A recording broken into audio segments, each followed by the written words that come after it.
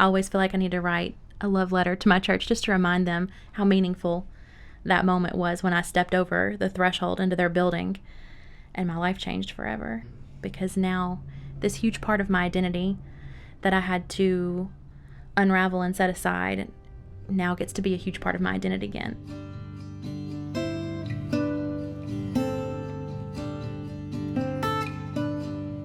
Hello and welcome to Out Loud Season 3.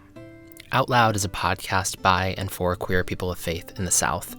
Here we tell our stories of varied religious upbringings, messy coming outs, and the gift of community with one another.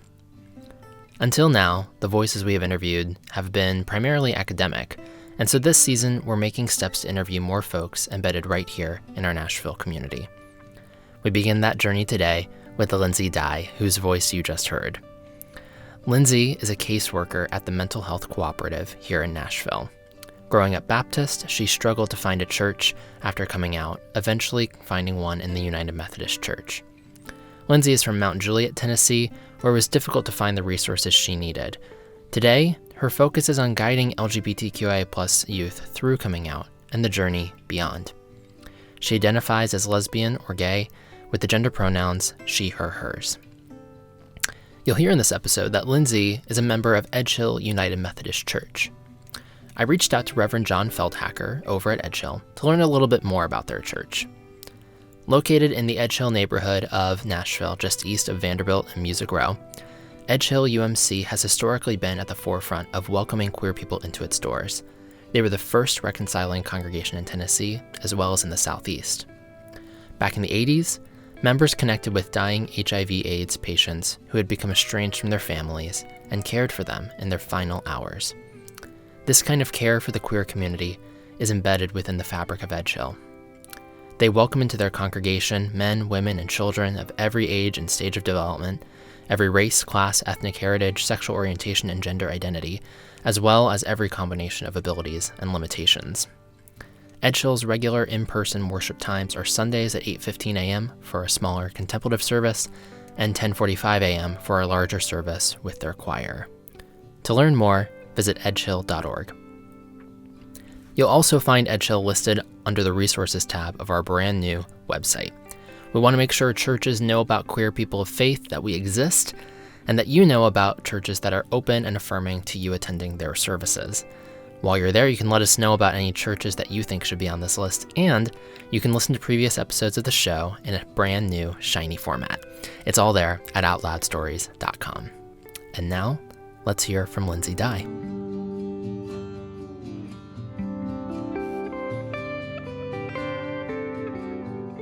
So where I wanted to start was, we talked briefly before the show, and you kind of identified yourself as a quote-unquote recovering Baptist. Mm-hmm. What, can you tell me a bit about what your faith was like growing up? Yeah. So I grew up in a home where you didn't go to church every Sunday, but you identify as a Christian. Maybe you went to church on holidays. And even growing up, I think being a Christian didn't really necessarily mean something specific. It was just like, oh yeah, I'm a Christian. We believe in God and Jesus died for our sins. And that was pretty much the depth of the explanation. Mm. It wasn't until I was 16 that I started attending a Bible study with my grandmother's brother. Mm.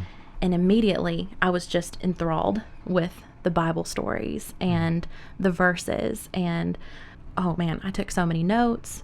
We all had steno notebooks, mm-hmm. and I filled those suckers up with all of the right Bible verses that I needed to know. And if I was going to share this information with someone, this and this and this is the most important to make sure that they know.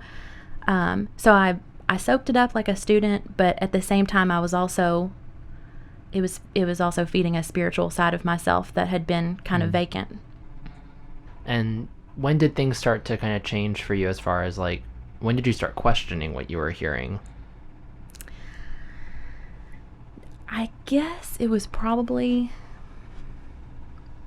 So when I was 16, at that point, I had definitely already had a few years of having weird experiences with my sexuality, but I had no vocabulary and no experience and no role models to ground any of that and tell me what it was that I was experiencing. Mm-hmm. Around age, I guess, 13 or 14 is when I started to think, about my friends in more emotional and romantic ways, but I didn't think that's what it was at the time. Only looking back now can I recognize that I had a crush on my friend or some kind of attraction, because I thought that I just really admired this girl, or I just wanted to be with her all the time. Oh my gosh, I've had that so many of those too, where like looking back, I'm like, oh, that relationship makes so much more sense now. Yes. Like why I was crushed when we were no longer friends or something. Yeah. Crushed is a good word. Yeah. Yes. I mean, I had so many experiences, especially in middle school, when I had thoughts like, I kind of want to kiss her. But then I thought, oh no, that doesn't make me gay. I just really, really like this person. And I'm sure that lots of other girls probably feel this way, but everybody's too scared to say it. But that's not true for any of you kids who are thinking that or listening right now. If you want to kiss your friend and she's also a girl, that's not like the status quo experience. So, yeah. So I would always dismiss those things. And I also was getting messages growing up, never that gay people were bad, but they were just different, and we weren't like that, and you should be nice to everyone, but we're not gay. I wanted to be the right kind of Christian so badly. That's the way a lot of themes in my life have been. I always want to be the right version of whatever this is that I'm trying to be. So it wasn't until I was 19 and in college that I started being really honest with myself about how I felt. And that's when things at church started to unravel. So when college rolled around and I got my first girlfriend, I was in utter denial about my sexuality still. I thought, this is just something that I've been really curious about basically my whole life, and I need to just get it out of my system, and then I'll get married to a man and everything will be fine. I just need to get this curiosity answered. And it's college, and you're like allowed to do that. Yes. That's kind of yeah, that's definitely the message you get about college too. Like, oh, that's the time when you just really let loose and explore. But I sure was not going to let anybody know how far I was exploring. It was no one knew about this. So I didn't leave the church, I believe, until I was about 22. The real turning point for me was, they call it the church constitution. I don't know if all Baptist churches have one of these, but it's basically a small booklet that has all of the church's beliefs, and they're alphabetized very neatly. And they had updated the church constitution, and one Sunday morning they handed out a copy to everybody. And I was very curious about this new document I'd never seen. I start flipping through it. The first thing that I knew I wanted to look up was homosexuality. We never really had sermons about homosexuality, but when I flipped to the H's and saw homosexuality, they had written that anyone found to be a part of a homosexual relationship or engaging in that lifestyle would be asked to leave the church immediately. And that really just kind of flew all over me, because I thought, oh, if you think that there's something so wrong with this, wouldn't you want people to stay at your church so you could help them and maybe show them the error of their ways? Looking back now, I can see that I was taking it really personally because of my life at that time, but I was still in such heavy denial, even though I was in a very committed relationship at that time with another woman, that I would never have self-identified as a lesbian or a gay person or even bisexual at that time. But I think that was the turning point for me at that church, where I started slowly disengaging, going less,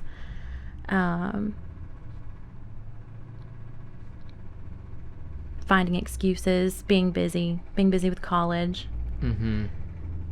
So while you were in this relationship and kind of having kind of like one foot in one world and one foot in the other, what was, were you out to anyone? Was this just a private experience, sort of? Or no one. How was that? Secrecy really breeds shame. I think that I still had a lot of shame about myself and denial. And my girlfriend was in the same place. She was like, I love you and we love each other, but one day we're going to be best friends and we'll be neighbors.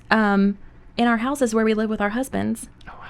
So Was she also Baptist, or coming from a no, she similar- grew up in Church of Christ. Okay. Yeah. Same kind of belief system on homosexuality at that time? Definitely. Okay.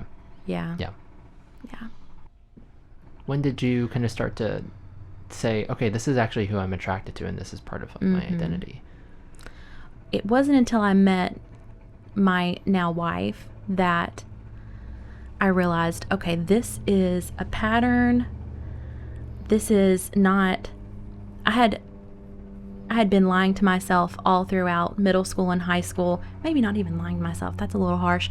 I think I was just supremely unaware and supremely out of touch with my feelings to know that all of those girls that I had liked growing up, I had feelings for. Yeah. My girlfriend in college, I loved her. I didn't just want to get something out of my system. And the feelings I had for this new woman were undeniable. Mm-hmm. And I really thought that she was straight, and there was nothing ever going to happen with that. So I sunk into a deep depression, not only about that, but about my sexuality, because now it was all kind of coming to a head and it was undeniable. So that depression is when I really started to question, can I be a Christian? Being a Christian had become such a big part of my identity since going to that family Bible study and then going to the Baptist church with my family and then becoming the Baptist Collegiate Ministries president, Yeah. that I suddenly had a big kind of like identity crisis. Like, I don't think there's ever going to be a place for me in the church anymore. I don't feel like I'm a bad person or really a sinful person, but I don't know if there's a place for me in Christianity anymore. I don't know. What if Christianity is not even real? What, all of the things that somebody questioning their faith. Pull the thread and the whole thing just starts Yes. to unravel. Yeah. Yes, Yeah. absolutely. It's funny that you said pull this thread, because I was telling someone that it was like I was wearing this big heavy sweater and had to unravel absolutely everything I believed about faith and Christianity Yeah. and start back over from square one. So there were several years that I felt very alone and depressed. I never got to the point of feeling suicidal, but I felt very scared of death because I just didn't know what awaited me on the other side, because I didn't know what I believed anymore. And I'm guessing you were given a lot of messages saying that because of who you are, there wasn't anything good waiting for you on the other side. Definitely not. Yeah. No. Were you able to find any resources or supports kind of during this time? This was around 2010. The internet was still kind of totally different than it is now. It's amazing how different the internet was back only 9 years ago. I did a lot of Googling, and I think I eventually came upon the Gay Christian Network, GCN. Yeah, Are you familiar with that? Yes. Yes.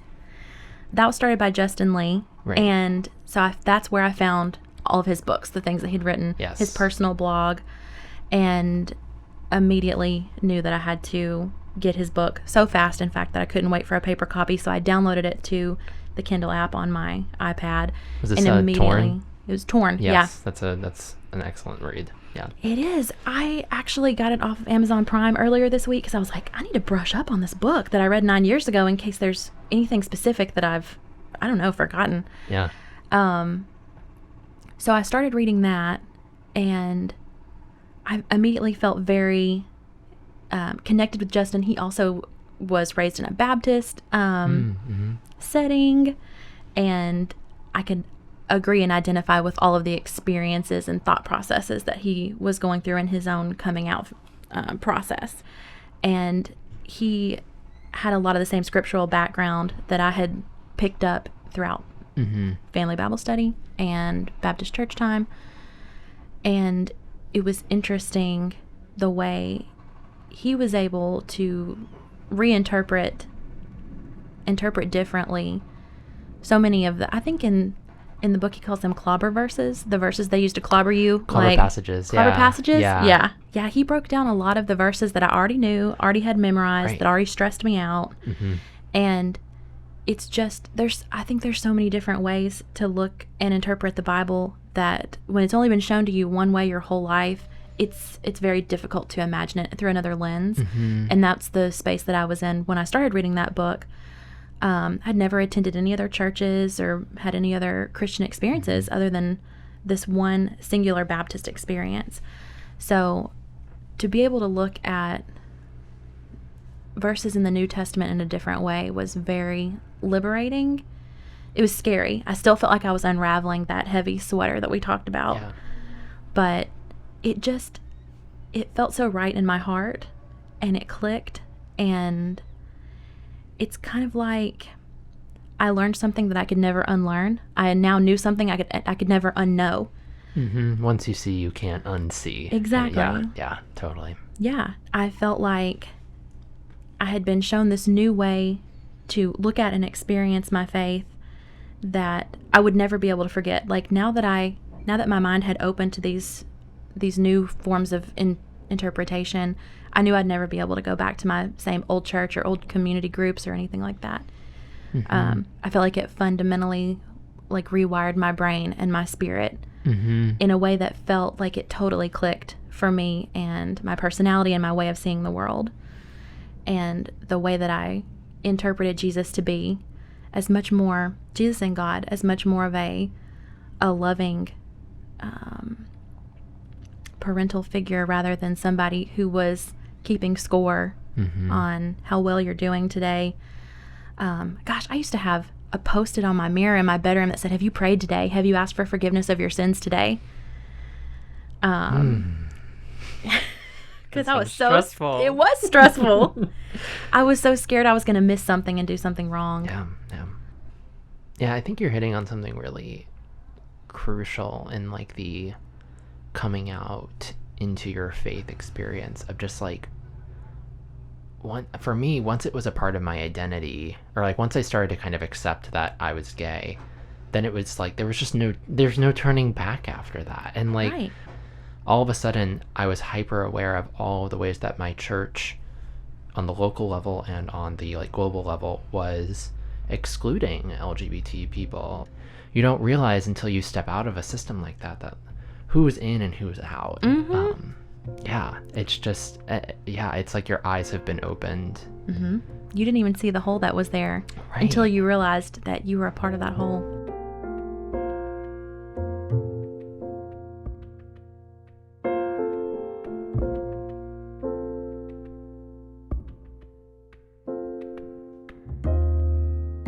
So I'm wondering now, kind of what was then your journey toward the Methodist Church, kind of between this time of questioning and reading Torn and getting into the end of your senior year and kind of after college. So soon after getting out of college, I started dating my now wife, and this was the first relationship that she'd had with a woman. Oh, wow. And I think she was very much kind of in denial about her sexuality as well. So we dated for about 2 years until I finally moved into her house. And this whole time I was growing. I was going to grad school, so I was now exposed to even more diverse people, even more liberal professors,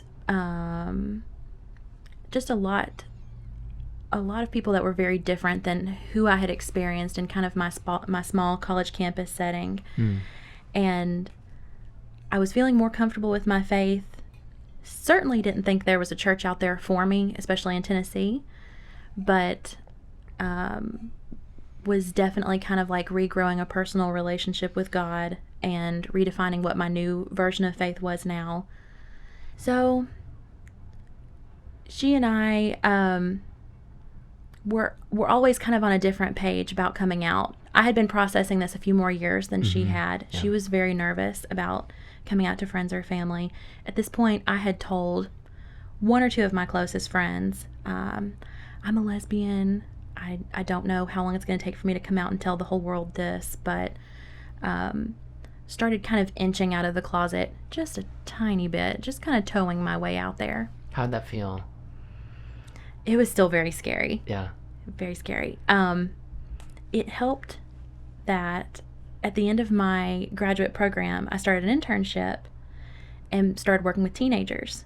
And there was a teenager who I immediately connected with, and she identified as a lesbian. And immediately it was like we saw something in each other that was the same, although we didn't identify that with each other right away. Mm-hmm. And she was only a freshman in high school, and she was very out and proud and accepting of herself, and I was so inspired by this child. That's amazing. This child will know who they are when they hear this. Actually, this child has now transitioned, so I would say he will know this when he hears it. Okay. At the time, identified as a lesbian, and I was so inspired by this kid's just bravery and self-acceptance and self-love. Mm-hmm. And I remembered calling my wife, like, we got to start working towards coming out. Like, I want to be free of this burden. Yeah. I want to be the way this kid is. And I hope that this child knows how fundamental they were in helping me come out. I'm not going to cry. But that little baby 14-year-old, little gay baby, really helped kind of inching me forward and giving me that bravery. So I was working intensively with this child on the side, getting like individual clinical hours and also working with groups at this internship. And I started coming out to a few more friends here and there, even a couple of friends that I was a little bit nervous about, but was feeling a little bit braver. And at this point, same-sex marriage was not legal. So this is my girlfriend at the time, my now wife, but she was still just not ready, not on the same page as me. And it wasn't until actually in the last couple of years that we've started to come out, that I came out first, she came out later as being married to me. We had to get married suddenly when we thought she had cancer. Oh my goodness. And I had a new job, and we thought she was going to have to undergo a lot of extensive cancer treatment, and I knew I had to be there to take care of her. Yeah. So it wasn't the most romantic way that I had wanted to get married, but I knew I had to take care of this person that I had been with for 7 years. At the time, it had been 7 years. So the beginning of that year, when we had gotten that cancer scare, I told her, I was like, okay, 2017 is going to be the year that we're going to come out fully. No more just hodgepodge of friends here and there knowing. Mm-hmm. And I think at this point, maybe my sister knew. I can't live in this closet anymore. It feels heavier and heavier every day. Absolutely. So I wanted to find a LGBT friendly therapist. And I was like, maybe with the help of a therapist, she can help us navigate this together. So I found a wonderful therapist who has guided probably hundreds of people on their coming out journey. That's great. That's amazing. Yes. What an honor to be able to help so many people through that. I hope I get to do that one day. But we started going to therapy together, processing like, what were the things about coming out that were the scariest? How are we going to deal with that? Very practical things. Then my wife got sick, and we kind of had to put all that to the side for a little while. Yeah. But in the last 2 years, we finally came out to absolutely everyone. In the process of meeting with that therapist, this gets back to your final question of how did we find our way to the Methodist Church? Yeah. I had mentioned to my therapist that I really wanted to get back into a faith community, but I just did not think that something like that existed. Mm-hmm. Definitely not in Tennessee. And I had Googled before, back when I Googled originally for the Gay Christian Network, I was trying to find LGBT-friendly churches, and I don't know if there was something wrong with the algorithm at that time or what. Nothing came up. And I know that my church was out there existing at that point. Yeah, I had the same experience with the Catholic Church. Yeah. There would be these like lists that were out on different websites, and I would look, and there would be one, but it would be like 100 miles away, and I'm like, that's not helpful. Yes, exactly. It's not their fault. They're just the ones. That's just the only pulling all this data together. But yeah, it's discouraging until you hear someone get a recommendation. Right. It only affirmed to me that what I believed was that there absolutely were no LGBT-friendly churches in Tennessee. So when I voiced that desire to my therapist, she rattled off 5 churches off the top of her head immediately. So my wife and I began what we called our church tour We went to one church. We liked it. It was okay. We went to another church. We liked it also. It was all right. And then we went to Edge Hill on our third Sunday. And I remember as I stepped over the threshold into the sanctuary, which we call the big room. So I stepped my foot over the threshold into the big room. I immediately had emotion wash over me that was so intense, and I had no idea where it was coming from. I wanted to cry. I didn't know why, but I certainly had to hold it in because I had a greeter with a bulletin greeting me, hand out, smile on their face. I was like, I cannot bust out in tears in front of this person. Yeah. But it was like I had put my hand in the perfect fitting glove of what church had always been meant to feel like.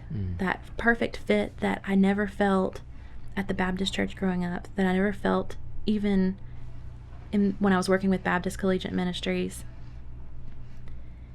It was the perfect fit for me and for my soul that I think I had always been looking for. And no one had even said anything yet. I mean, the sermon hadn't even started. People were still just walking around. It was just something about being in that room. Yeah. And I think also it was because at the first two churches, they were very beautiful. But I felt like I need some kind of outward expression in this building that I'm welcome. And not only welcome, but like celebrated and wanted here. And while these buildings are beautiful, I kind of feel like I'm just in any other Tennessee church. When I walked into the big room at Edge Hill United Methodist Church, there are two giant rainbow banners hanging up front that says Edge Hill, a reconciling ministry. And they were just, I mean, it was like they were on display proudly in the center of the room, in the most visible way. So seeing a rainbow flag hanging up in a sanctuary just really, really got me. Yeah. And I knew I wanted to sit as close to that banner as I could, and so I could have the best view of it. And during this time, this was in March of 2017, Trump had already taken presidency, and there was a lot of backlash for that in kind of the liberal online communities that I was a part of. I was very much becoming interested in social justice and also feminism and things like that at this time. So when the pastor started talking about some social justice themed things in his sermon, I remember grabbing my wife's shirt and like tugging like a little kid, like, do you hear this? Do you hear this? These people think and believe and love and see the world the way we do. This is it. This is where we're supposed to be. And I know she kept kind of side-eyeing me. I know. Okay, Calm down, Lindsey. I was very excited. Yeah. So that was March of 2017, and we've been going there ever since. That's beautiful. I love it when a space feels like that. I've been to a few churches that, a few Catholic churches throughout my life, before and after coming out, I guess. But just had those moments where the space itself does all the talking for the community that it represents. Yeah. It felt like coming home. A home that I didn't realize I was missing that whole time. Yeah. It was wonderful. I will never forget that. Every year on the anniversary of, I say every year, it'll be 3 years in March, I always feel like I need to write a love letter to my church just to remind them how meaningful that moment was when I stepped over the threshold into their building and my life changed forever. Because now this huge part of my identity that I had to unravel and set aside now gets to be a huge part of my identity again. Yeah. And it is. Yeah, it belongs. Yeah. Well, and it sounds like such a relief, because it's so hard to know if there's a community out there that's going to be affirming, let alone a community that's out there that's like your speed and your style and like what you believe and like how you like to worship and all those kinds of, I mean, there's so many things that go into looking for a church that you really get something out of. Right. On top of the fact that you're just like, all right, hopefully this church will like acknowledge that I belong as a human being. Yes. My whole self will belong. Yeah. That's great. That first day at Edge Hill, I remember. So communion had been a huge source of stress for me in the Baptist church because we did communion once a month. I think it was always the first Sunday of the month. Mm-hmm. And it was always built up like, okay, this is a very holy, a very sacred time. You need to make sure that you have been cleansed of all of your sins. Everything that you've done wrong this week, you need to make sure you have confessed all of it. You need to come into this holy space as pure as you can possibly be. So first Sunday of the month, I was always very stressed. I was going over my bullet list of all the things I had said or done that were sinful. Make sure to get those forgiven real quick before I take this grape juice and this little piece of bread. And that first Sunday at Edge Hill, so they do communion every single Sunday. And they stand in a big circle in the room and hold hands while they do it. And I remember the young woman who was sitting in front of me, who's now a good friend of mine, she turned around and said, "You're probably going to want to stand in the back of the room so you can see the screen because we're going to be singing some songs. But this is wonderful. This is my favorite part." Oh. And she was so excited that I thought, oh, something great is about to happen. Yeah. And I loved so much holding hands with the people around me and singing songs that I didn't really know, but I already really liked them, and suddenly felt like a weight lift off me. Like communion felt very holy and special in that moment and not a source of stress. And make sure you get all forgiven up before you start doing this. So we do that every Sunday. And I almost always think about that first time and how it became something wonderful and holy compared to a time of significant stress and worry and guilt. Absolutely. Yeah. That reminds me of when I first moved here to Nashville. I joined the Nashville and Harmony Choir. Have you heard of them in town? Okay. Yes. It's this huge, I want to say it's definitely over 100. It might be 150 member choir that's completely LGBT affirming, and allies can join as well. So it's not like exclusive either. I It's always not like wondered this... about that. Like, do you have to show them like your membership card or something to? I don't think you.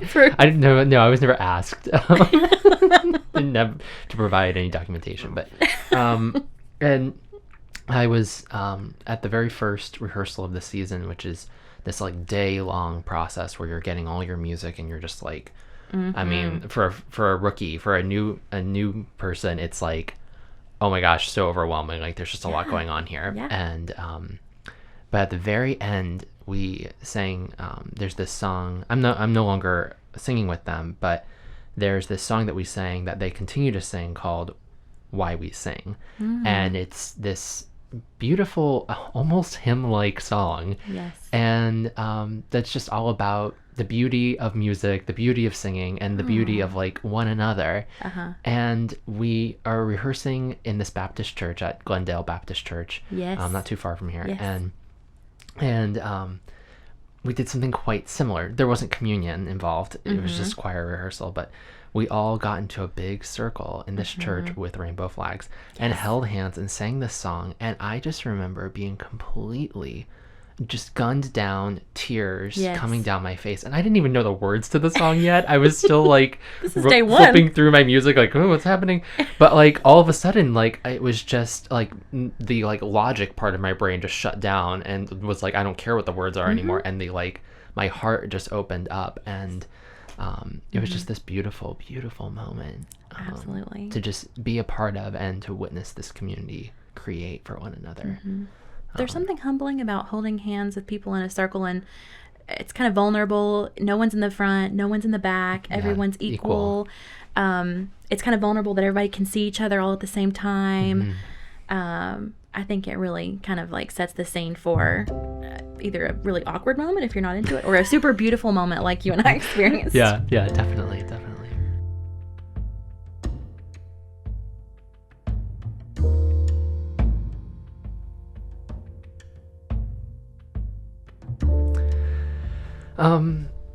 So you ended up getting your master's in counseling, and now you work with Mental Health Cooperative. Yes. And so I'm kind of just curious, like what, how are you folding your care for other folks coming out for the LGBT community kind of into your work now? I started working at Mental Health Cooperative in 2017, and I sometimes interchangeably say I'm a social worker. I'm a caseworker. I have my master's in mental health counseling, and I'm working on my clinical hours for my LPC. So I'm kind of like a therapist, and but definitely a caseworker, and I work with a small caseload of children with intensive needs. And I was discovering in my work of becoming very close to these children. These are children that I would see 3 times a week for months. And when you see somebody that much, you see them more than you see your own family. And you really learn a lot about that person. Sometimes, depending on how open they want to be with you, you can really know that person to the depths of who they are. Yeah. Especially when there's somebody in need and they have really that need for support, and you're there filling that need. So the children that I started working with, every now and then I would get a child that I recognized as somebody like me, even if they didn't realize it yet.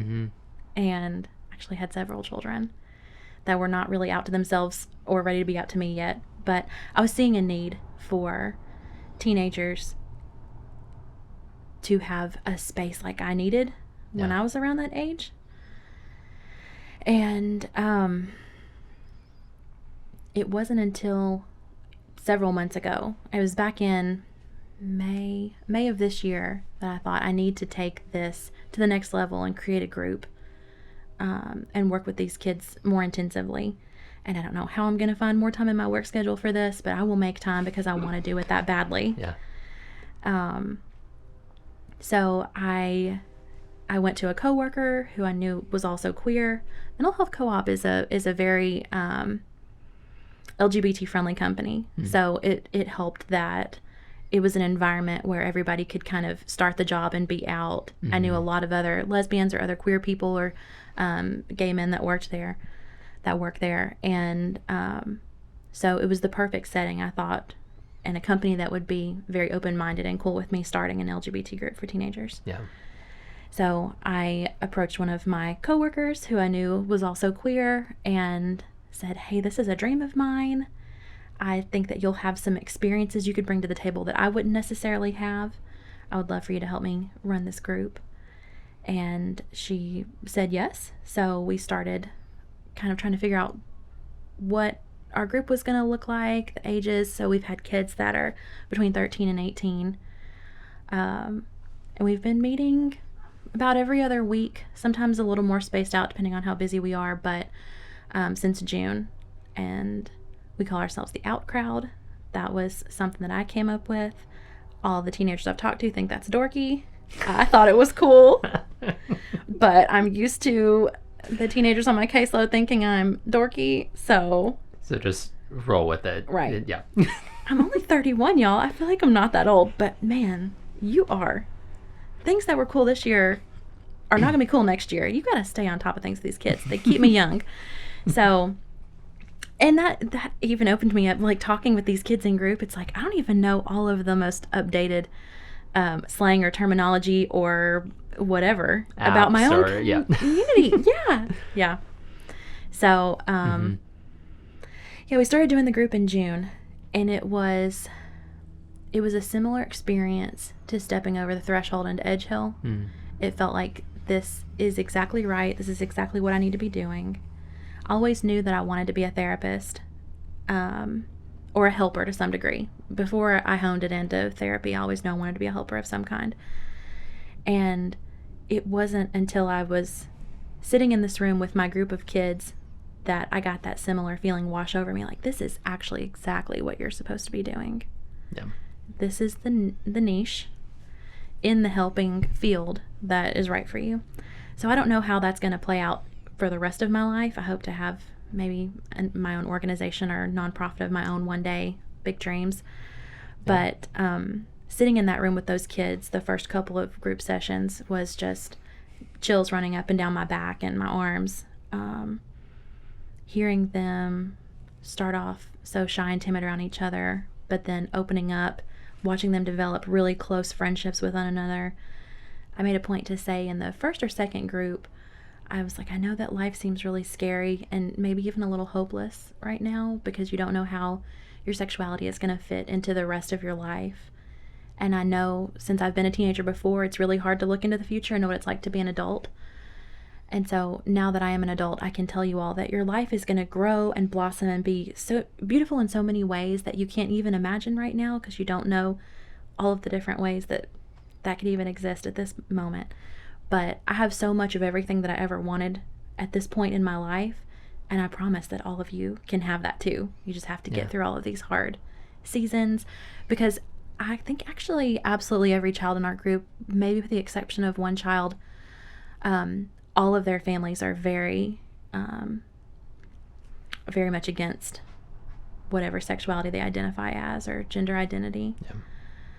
So we spend a lot of time in the group kind of processing that and figuring out how they can better communicate with their parents and explain things to them, and also kind of just educate them and give some names and labels for some of the things that they're feeling that they don't know what they are yet. Yeah. So, like, I had talked to a kid recently who was telling me, like, some days I feel like a boy, some days I feel like a girl, some days I like to dress really masculine, other days I like to wear really feminine clothes. But what is that? I don't even know what I am. I was like, well, you could be gender non-binary, and explained all of that. And it was like seeing that click, that light bulb moment happen for that child. Labels are not super important, but sometimes they are when you're trying to figure out your identity. Yeah. So yeah, just knowing that, like, oh yeah, this is a thing. That's a thing. Or there's other people are that like this. Yeah.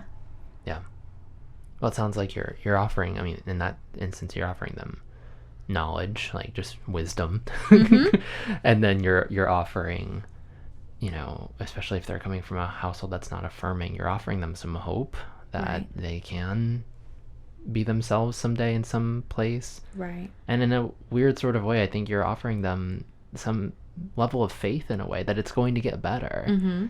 And I mean, it sounds like all the elements of church Yes.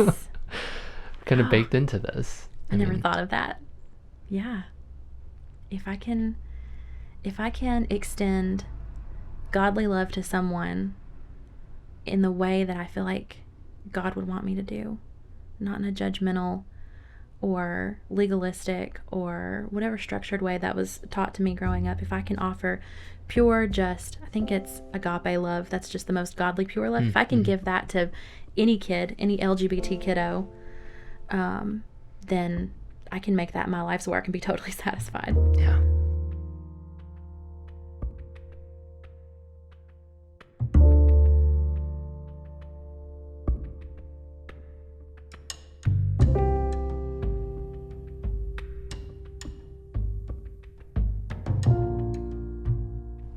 So what are you doing nowadays to take care of yourself, to make sure you're fed? Oh my gosh. Greg, don't ask me about self-care. Self-care. Oh my gosh. Self-care is such a buzzword, you know? It is, but it's one of my favorite questions to ask people, because I think it's when we have, whether it's been disowned by a family member or by a church or something like that, I think, or like you mentioning earlier, you know, kind of having this moment of depression, this time of depression, this chapter, like that's where the self-care has to kick in if there aren't any other supports around. Right. At my job, self-care is kind of like an anthem they're always preaching to us because they don't want us to burn out. Oh yeah, they definitely want all of their caseworkers to stay, so they're like, make sure you take care of yourself this week. As someone who's always looking outward to help, it's hard to look inward and see what I need myself. But I can definitely say that going to my church has been the healing balm that I needed so many years and didn't realize I needed. I look forward to Sundays. I also sing in the choir, so I look forward to Wednesdays when I get to go in and practice with the choir. Great. And I don't want it to be over when it's done. I want to tell everybody to sit back down and let's just do this a little bit longer, because it's a meditative time where I don't have to be anything for anyone. I can just listen and soak it up. I don't have to take feverish notes the way I did when I was 16, 17, you know. I don't even have to open my Bible and look at the verses. I just let them spoon feed it to me, you know. And I just let it go straight to my heart, and I don't feel like I have to be a student to it. Yeah. You know? So going to church is definitely something that's self-care for my soul. I have recently picked up reading a lot. That's kind of a good time when I can zone out and quit thinking about the problems of the world. Mm-hmm. Because I do worry about the world a lot, whether it's my kids or things that are happening on a global scale. I think probably like you and I and a lot of millennials, we definitely have our finger on the pulse of everything going on out there and how it's going to impact us centuries, decades from now. So church and reading. I got a massage for the first time in my whole life yesterday. Oh, congratulations. Yes. Yeah. It was really job. Nice. Thank you. Yeah. I had to stop myself from talking to the masseuse, asking how she was doing. Did she stop you, or did you? No, she just asked me, like, what kind of work do you do? Oh, and so that can lead into a lot. So after about 2 sentences, I was like, Lindsey, you have got to shut up. This is just lay here. Yeah. So those all sound like good things. What another question I want to ask kind of before we wrap is, given all your experiences here, growing up in Middle Tennessee and going to school in Middle Tennessee and now living here in Nashville, what hopes do you have for the LGBT community here in Nashville? Kind of a broad question, but what hopes do I have for our community? I would like more spaces for LGBT kids. I find myself always focusing on the kids because it's easier for me to look back and see what I needed at that time. I don't fully know everything I need as a lesbian adult woman right now. But I really wish that there were more spaces for queer kids to come and be celebrated and feel safe. I know in larger cities they have like LGBT centers and places where people can receive therapy or medical treatment or just have a safe place to come and stay. And I hope that there's going to be more places like that in the future in Nashville and in other communities. Some of the kids I work with are in rural kind of outlying areas around Nashville, and they have absolutely nothing. So like the social worker that lives inside me, I would just love more resources for those around us. I mean, LGBT kids are 40% more likely to be homeless and hungry and struggle in school and struggle with anxiety and depression, and there's a lot of unmet need, I think, there. Yeah. Before we wrap up, is there anything else that you'd like to share that maybe came to mind that we didn't get to talk about? I don't think so. This has been a really beautiful experience. It was just earlier this week that I had the honor of meeting Tegan and Sarah. Oh, wow. And they're two of my heroes. I was starstruck, but trying to act like totally cool and normal when I met them. Yeah.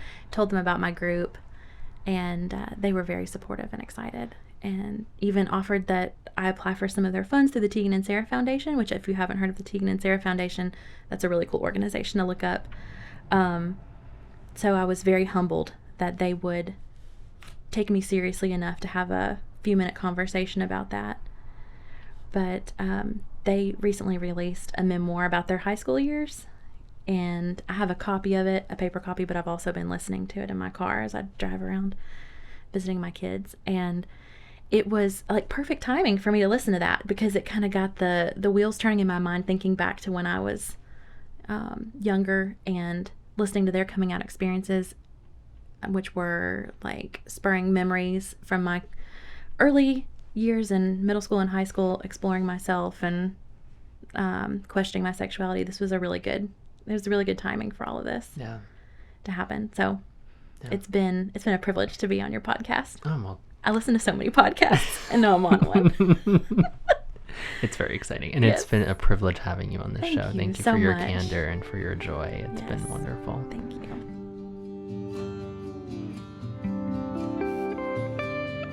A special thanks to Lindsey for coming on the show. You can find her over on Instagram at Lindsey Gale. You'll find that link in the show notes, along with other resources mentioned in this episode. That's it for our Season 3 premiere. We'll be back in 2 weeks with a new episode. I'm your host, Greg Thompson, and our editor is Carrie-Ann Harmon. She'll be with us throughout this season. You can hear her as the co-host of the show Neighbors, another fantastic local podcast which just launched their 7th season. Check them out at neighborspodcast.com. Also, the theme music you're hearing right now is also new. We recorded this with local musician JP Ruggieri. You can check out his website, jpruggieri.com, where you can catch his latest album entitled Waiting on You, that's available on all music platforms. We record here in Nashville, Tennessee at We Own This Town, a podcast platform that showcases talent from Nashville found outside the mainstream. More info at weownthistown.net. And a special thanks this week to Patreon members Rachel Levine, Mark Tuggle, Dawn Bennett, and Kristen Matteo for their support. Remember, you can become a member and get exclusive access to digital content and merchandise, starting at just $1 a month. Learn more at patreon.com/outloudstories. Or if you'd like, you can leave us a one-time donation on Venmo at outloudstories. And if you haven't already, please be sure to leave us a rating or a review on Apple Podcasts. And wherever you listen, hit that subscribe button so you get the latest episodes right when they drop. For more updates, you can find us on social media at Out Loud Stories, and you can sign up for our email newsletter over on our shiny new website at outloudstories.com. Remember, friends, queer people have faith lives too. Don't let anyone tell you otherwise. Thank you for listening.